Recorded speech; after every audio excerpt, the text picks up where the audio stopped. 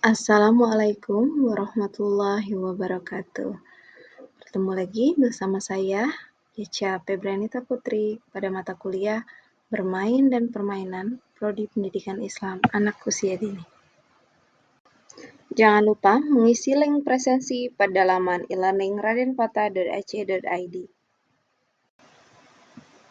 Tujuan pembelajaran pada pertemuan kali ini diambil dari CPL 1, CPMK 3, dan Sub CPMK 5. Sub CPMK 5 berisi mahasiswa mampu merancang berbagai langkah kegiatan bermain dan permainan tradisional, permainan modern, dan permainan berbasis nilai-nilai Islam sesuai bahan kajian.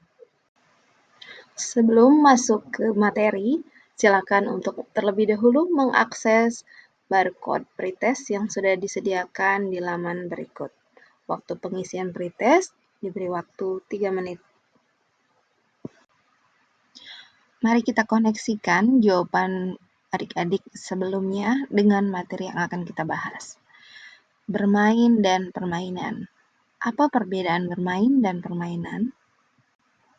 Dalam konsepnya, bermain diartikan sebagai aktivitas sukarela, menyenangkan, dan seringkali tanpa aturan yang jelas. Sedangkan permainan adalah bentuk bermain yang lebih terstruktur, ada aturan, tujuan, dan seringkali melibatkan kompetisi. Di sini sudah tampil persepsi para ahli tentang kontinum bermain dan bekerja bagi anak. Tampak perbedaan dari materi di samping terkait tentang hakikat kegiatan bermain dan bekerja, keterlibatan anak ketika bermain dan bekerja, serta keterlibatan guru saat anak bermain dan bekerja. Selanjutnya, kita akan mengetahui karakteristik bermain anak usia dini. Terdiri dari 4. Yang pertama, bersifat spontan dan tidak terstruktur. Kedua, melibatkan penggunaan imajinasi dan kreativitas.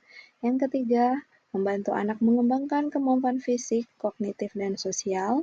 Serta terakhir, membantu anak mengembangkan kemampuan problem solving dan berpikir kritis. Dalam prinsipnya, bermain dan permainan, menurut Elkonin dalam Katron, dijelaskan ada 4 prinsip bermain. Yang pertama, dalam bermain, anak mengembangkan sistem untuk memahami apa yang sedang terjadi dalam rangka mengetahui tujuan yang kompleks.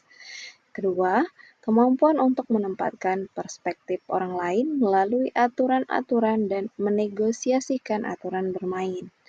Yang ketiga, anak menggunakan suatu replika untuk menggantikan produk nyata, lalu mereka menggantikan suatu produk yang berbeda-beda, kemampuan menggunakan simbol, termasuk ke dalam perkembangan berpikir abstrak dan imajinatif. Keempat, berhati-hati dalam bermain, mungkin karena anak perlu mengikuti aturan yang telah ditentukan bersama-sama. Manfaat dari bermain menstimulasi aspek fisik, aspek sosial, aspek bahasa, aspek emosi, aspek kognisi, perkembangan kreativitas, dan ketajaman panca indera. Selanjutnya, ada jenis-jenis bermain dan permainan. Yang pertama, jenis-jenis bermain terdiri dari bermain sensori motor, bermain peran, bermain aktif, dan bermain pasif.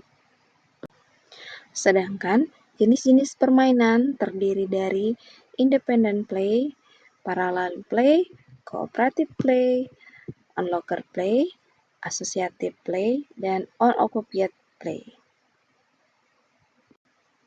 Selanjutnya, kita juga harus mengetahui lingkungan bermain untuk anak usia dini. Lingkungan bermain untuk anak usia dini adalah tempat atau ruang yang dirancang secara aman, menyenangkan, dan edukatif untuk mendukung aktivitas bermain anak. Lingkungan ini bukan hanya sebagai sarana hiburan, tetapi juga merupakan wadah belajar alami yang berperan penting dalam mendukung perkembangan fisik, kognitif, sosial emosional, dan bahasa anak. Lingkungan bermain dapat berupa area indoor maupun outdoor yang dilengkapi dengan alat permainan yang sesuai dengan usia anak usia dini. Selanjutnya, langkah-langkah kegiatan bermain yang kreatif. dimulai dari menyiapkan alat dan bahan, mendesain lingkungan bermain, memberikan pemanasan atau pengantar, melaksanakan kegiatan bermain, serta memberi partisipasi dan tantangan. Berikut dapat kita lakukan pengembangan permainan, dimulai dari pengembangan permainan tradisional, permainan modern, serta permainan berbasis nilai-nilai Islam.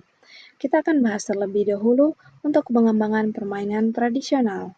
Manfaat dalam pengembangan permainan tradisional, pertama, melestarikan budaya, meningkatkan kreativitas, mengembangkan kemampuan sosial, dan meningkatkan kemampuan motorik. Contoh permainan tradisional seperti congklak, engklek, dan enggrang. Berikut pengembangan permainan modern.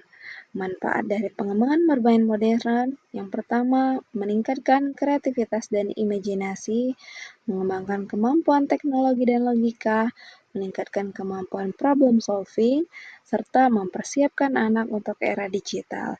Contoh permainannya adalah permainan Lego, robotik, coding, dan sebagainya.